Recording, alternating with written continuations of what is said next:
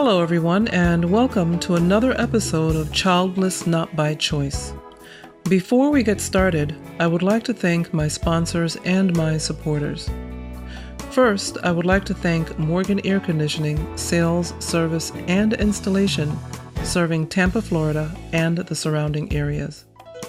Morgan Air can be reached by calling 813-500-7765. That's 813-500-7765. Thank you, Morgan Air, for recognizing the vision of Childless Not by Choice and being a part of it. And thank you for all your work in the community.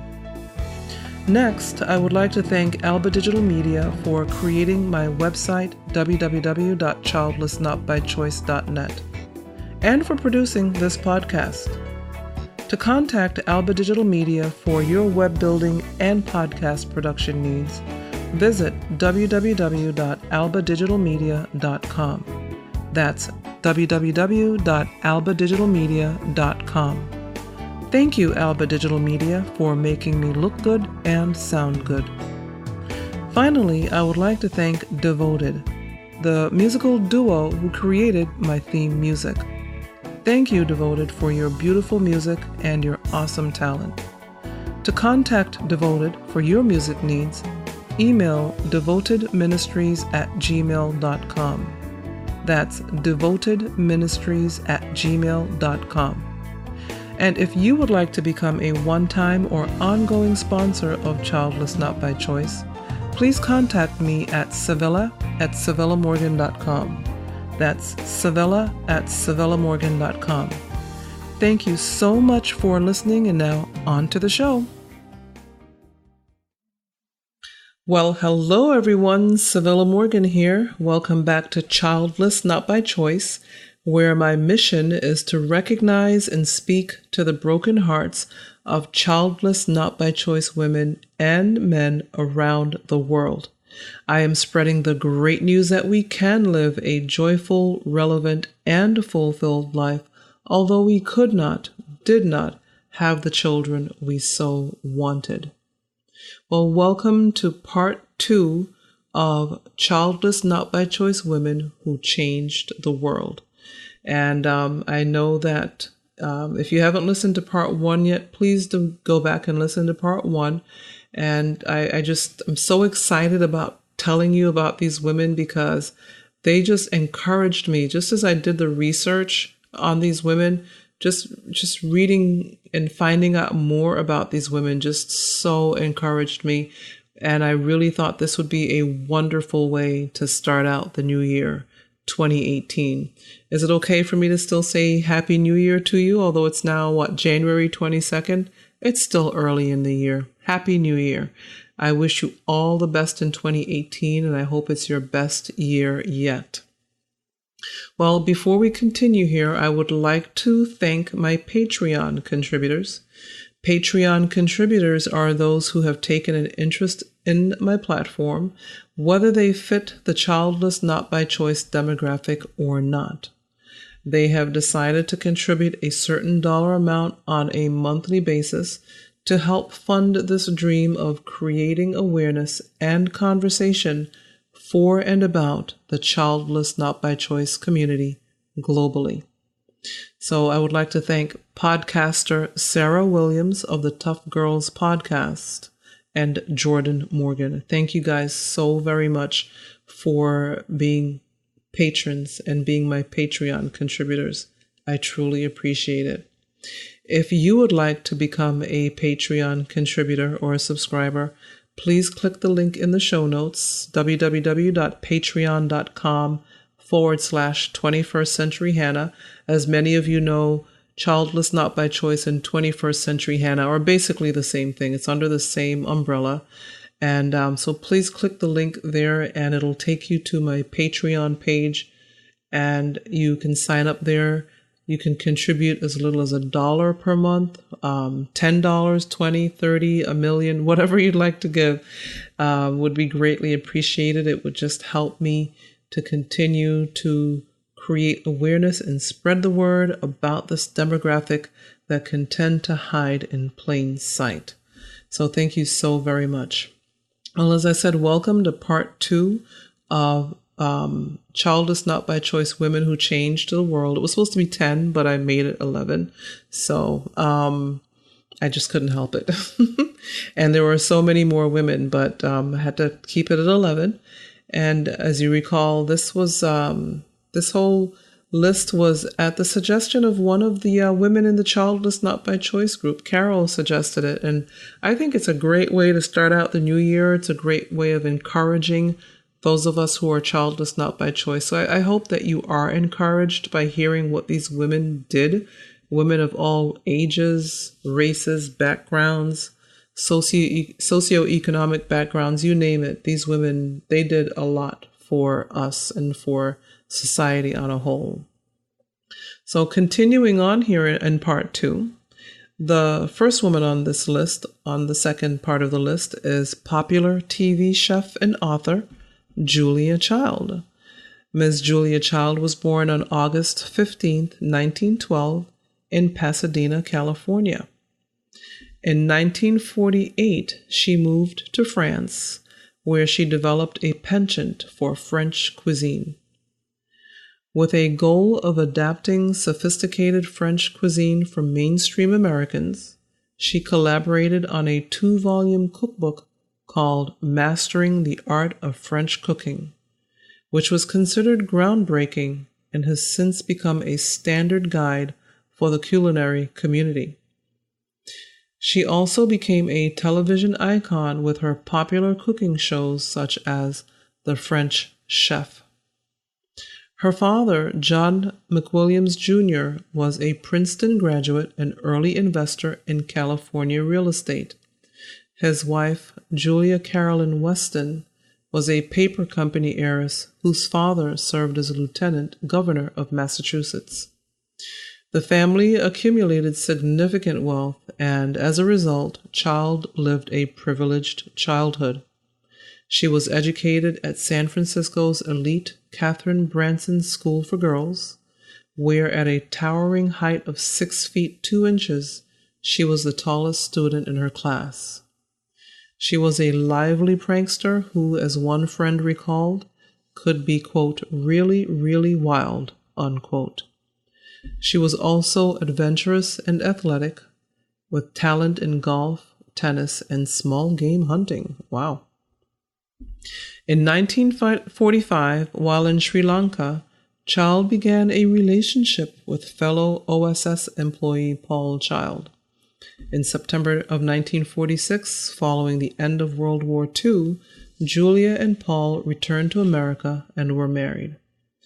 In 1948, when Paul was reassigned to the U.S. Information Service at the American Embassy in Paris, the Childs moved to France.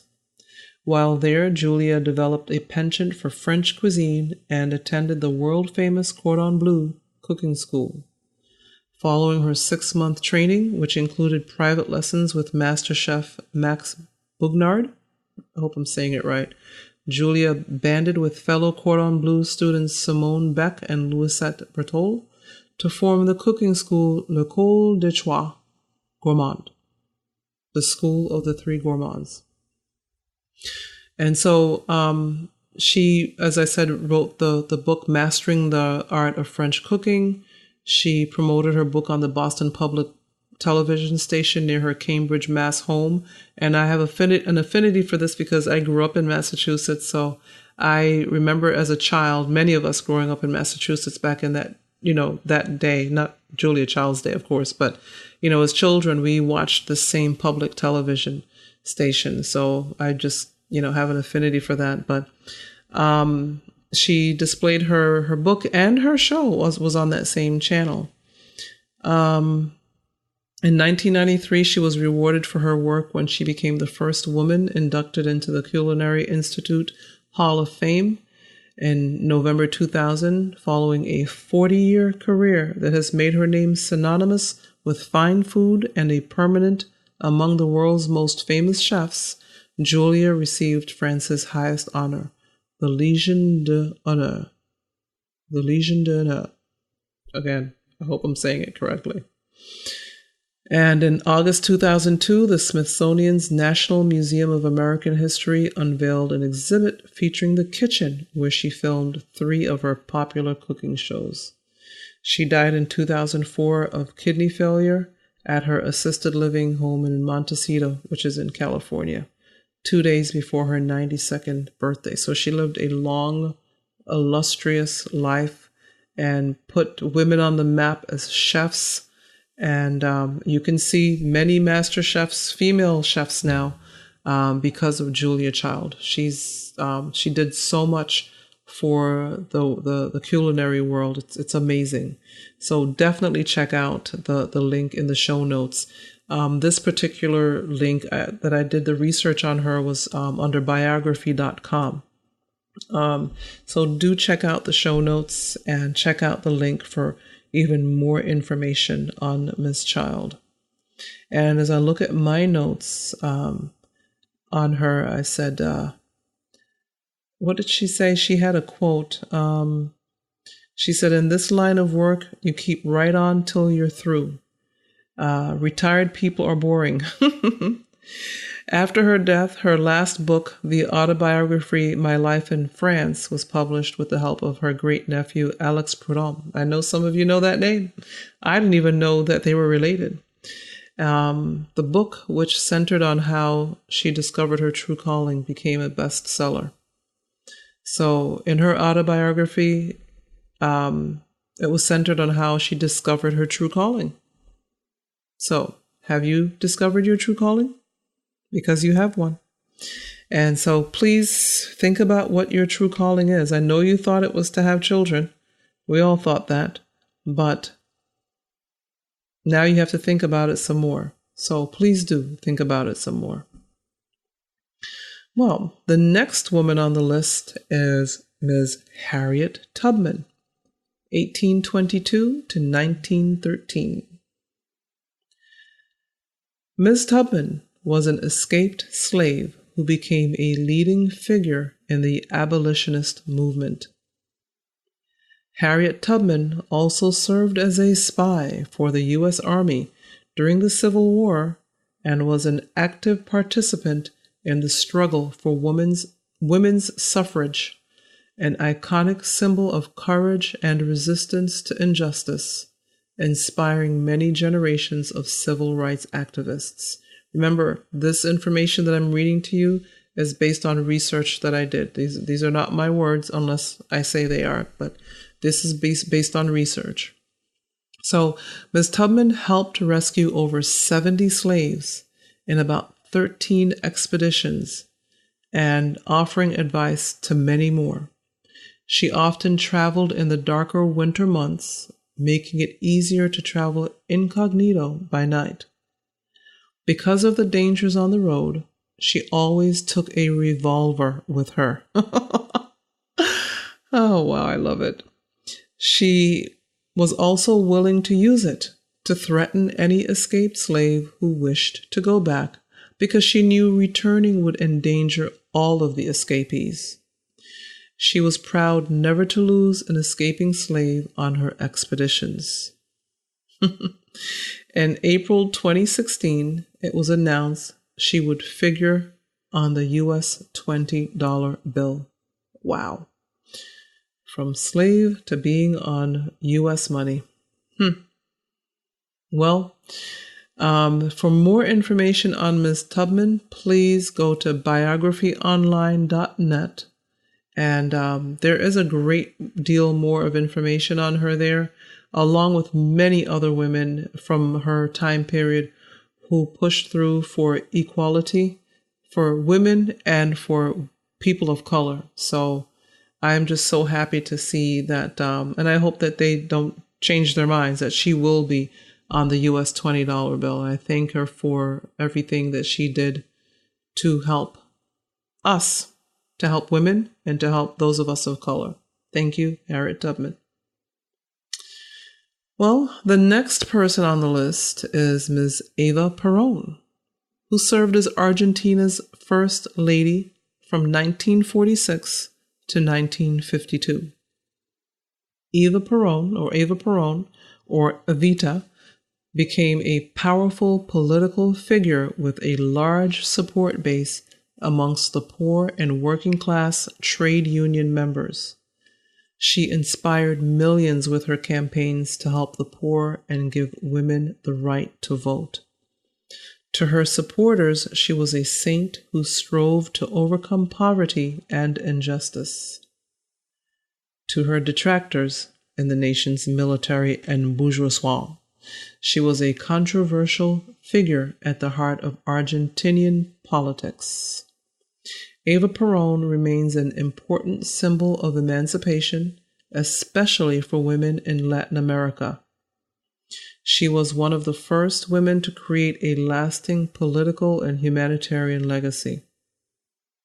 Cristina Fernández, the first female elected president of Argentina, claims that women of her generation owe a debt to Eva for her, quote, example of passion and combativeness, unquote.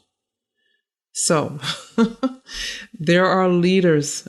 We are leaders. We can be leaders. We have it in us. It's within us. But we have to admit that we've been called to whatever it is that we've been called to, and then we just have to go out and do it.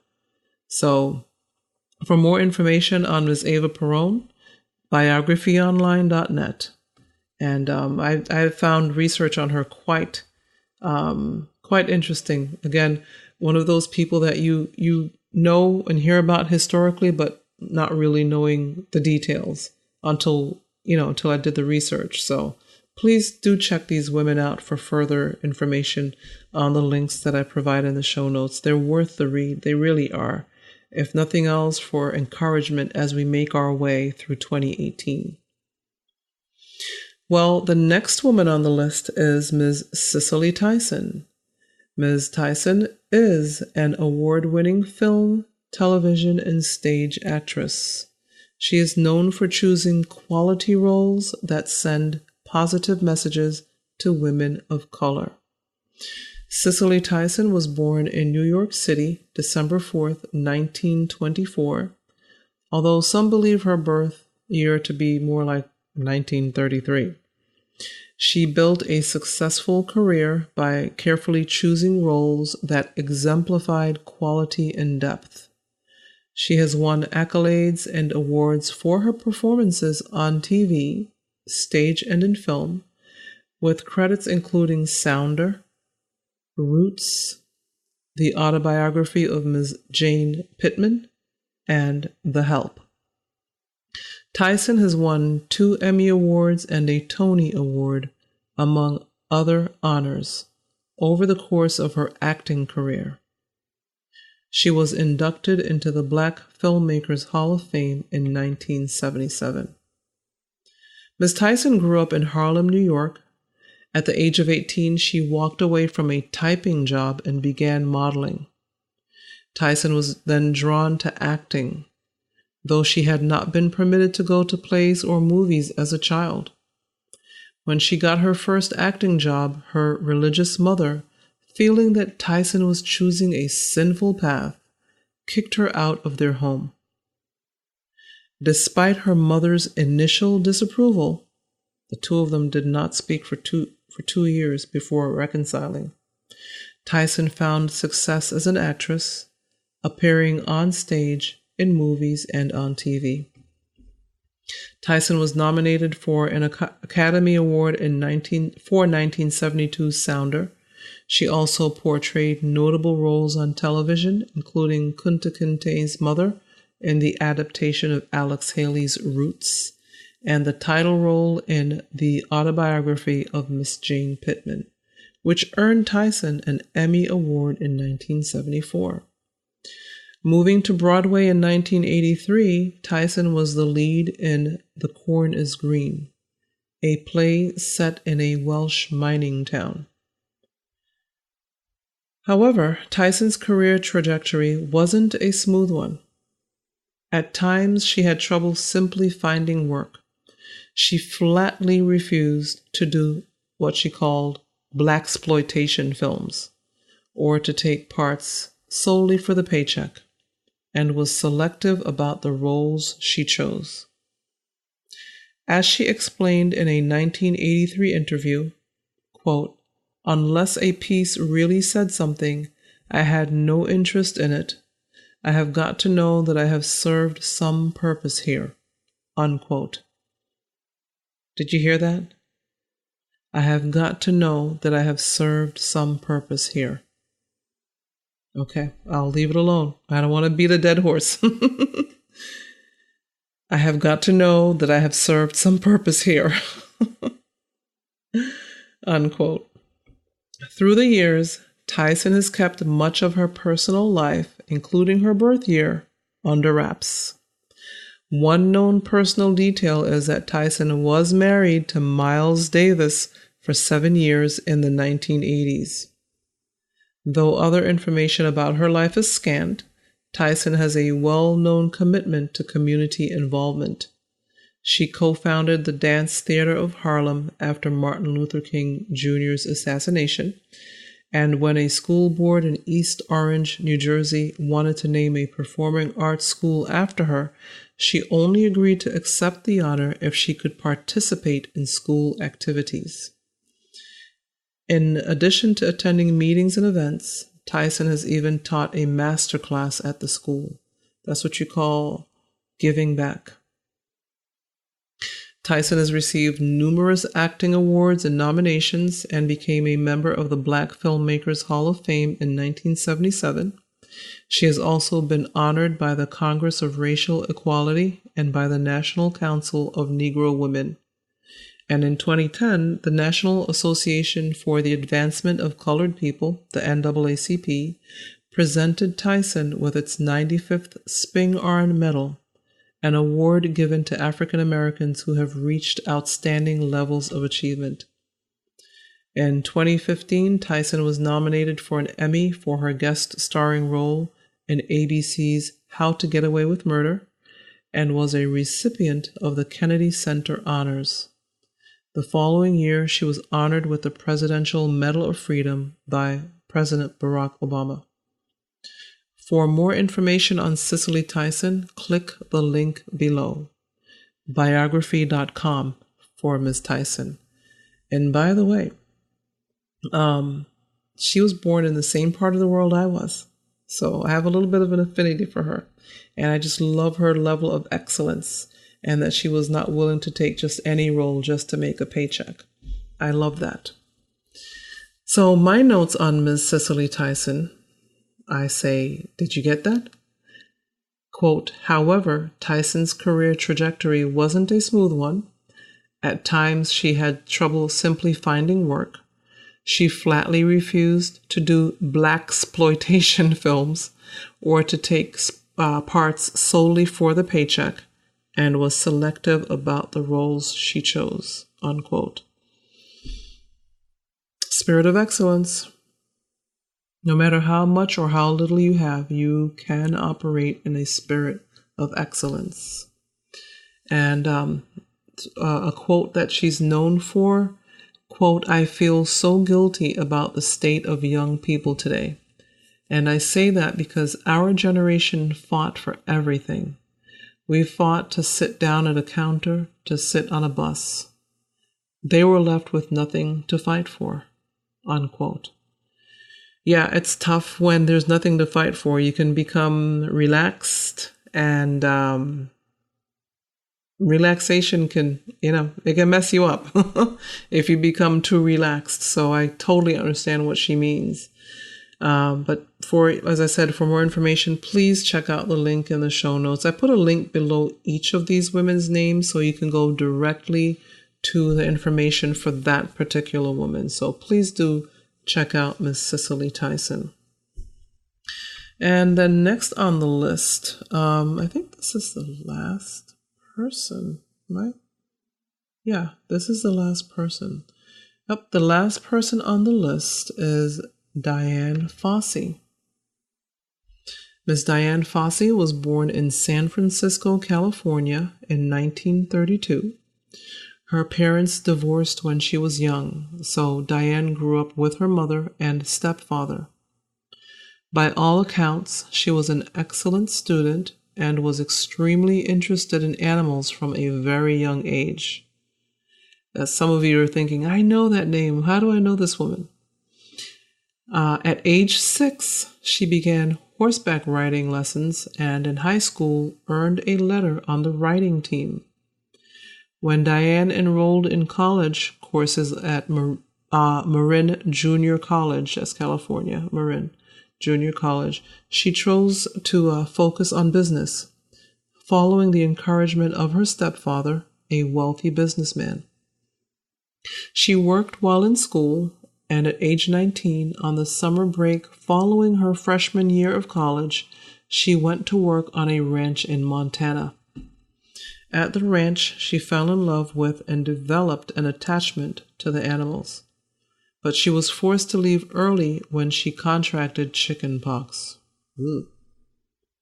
Even so, the experience convinced Diane to follow her heart and return to school as a pre-veterinary student at the University of California.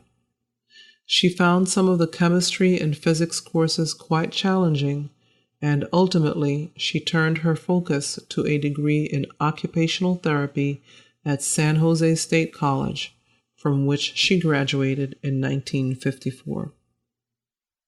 She spent many years longing to visit Africa, another hint, and realized that if her dream were to be realized, she would have to take matters into her own hands. Therefore, in 1963, Diane took out a bank loan and began planning her first trip to Africa.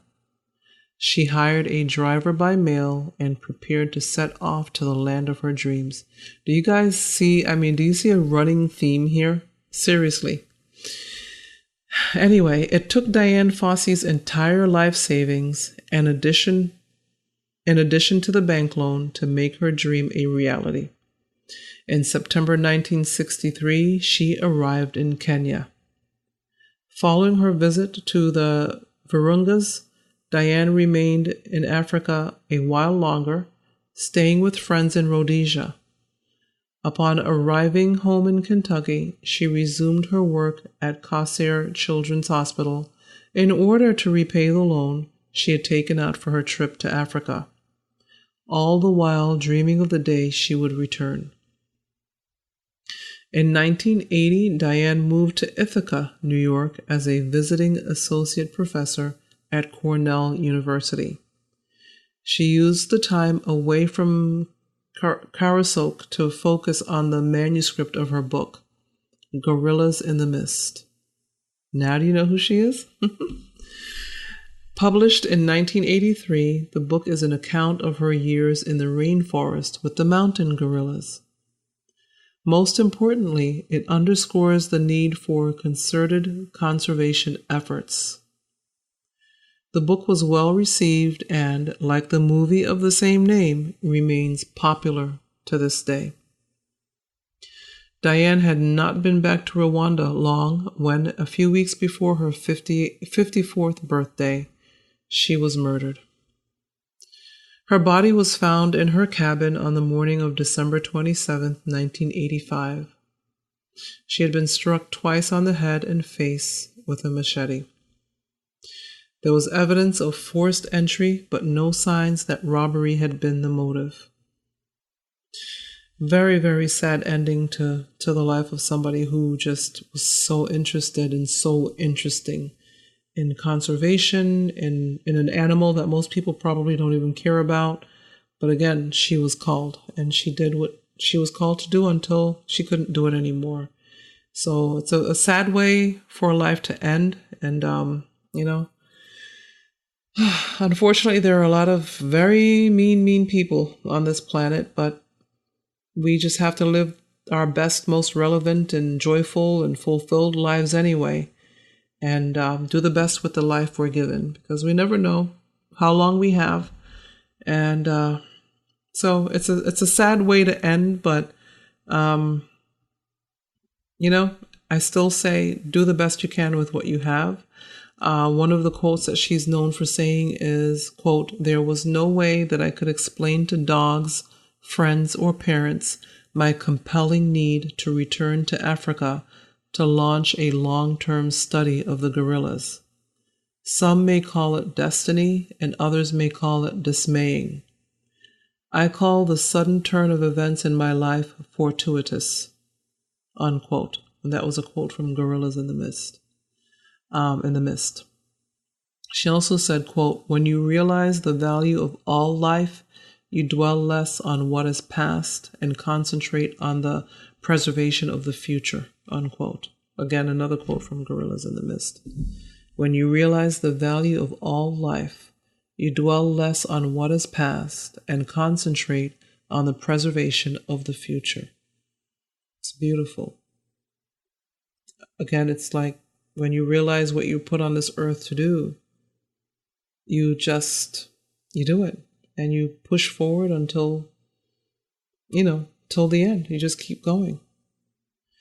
Other women that I also found interesting, but I know I promised 10 and I did 11, but feel free to please check these women out on the biographyonline.net website if you'd like to learn more about them. But honorable mention goes to Ginger Rogers, Betsy Ross, Helen Keller, Catherine Kuhlman, and Bonnie Raitt. These, if you do the research on them, you will find out, or you'll probably realize why I really like them. They're just awesome. I call it indomitable women. They're just as awesome as the women that I did the research on. I mean, any one of these women would be just great to imitate. But I know you don't need to imitate because you've been called to what you've been called to. And so I hope that this will help you figure out what that is, and it will compel you to get going in 2018 and just do it. Just go for it, So is there a woman who did not make the list? What do you think? Let me know. I would love to do a follow-up to this episode, as I believe it is such an encouragement to see these women. They did not fold their arms and check out because they didn't have children. And I'm sure some of them probably didn't want children and others did. But either way, they did not fold their arms and check out and become wallflowers. They just did what they had to do. We're all given, if we're alive, we were blessed with life. And so, no, we do not get to fold our arms and check out. We just have to push through. And also in the show notes, I put 2 links that list men and women down through history who never had children. So check out those 2 links. And as I said earlier, the link that I used the most for my research was biographyonline.net. And I also put some articles in here on just news articles. I don't do it with every episode, but there are a couple of news articles. Well, I think I just put one in this case, one news article in here where they discuss women of power who are childless and the silly things that are said to them because they don't have any children. It's amazing that this still happens, but there are a lot of things still happening that we just don't get it. It's 2018. I almost said 2017. It's 2018, and there are still things happening and being said that you'd think people said maybe 100 or 200 years ago. So I don't know when it ends, but those who know better do better. So in closing, I would like to thank you for listening to this episode of Childless Not by Choice. I truly appreciate it. And as I always say, if you have not already joined the Facebook group, come on in. You're missing a lot of great conversation, commiseration, and encouragement. There are women in there from all around the world who have found a great place to encourage and be encouraged. So please, come on in and join the conversation. Check out the website, www.childlessnotbychoice.net. On the website, you will see various links there's a link for the podcast episodes. There's a link for resources. Please check out the resources link. I mean, everything in there was created by me or co-created somehow. There's more on that coming. So please check out all of the links. And And just know everything that I've created I created for you. I created with you in mind. Because I'm doing what I was called to do. I didn't get to have the children either. Didn't even get to have the one. I just wanted one. But it didn't happen. So I decided not to fold my arms and to create a place for you where you can come in and feel safe and feel at home and feel understood and recognized. And that's what I'm doing. And I will continue to do so. And in 2018 on an even bigger scale. So if you want to get in contact with me, my contact information is in the show notes. Facebook, Twitter, Instagram, Pinterest, LinkedIn. It's all there. Just give me about a day to respond. And in the meantime, I want to thank you so very much for listening. And until next time, bye.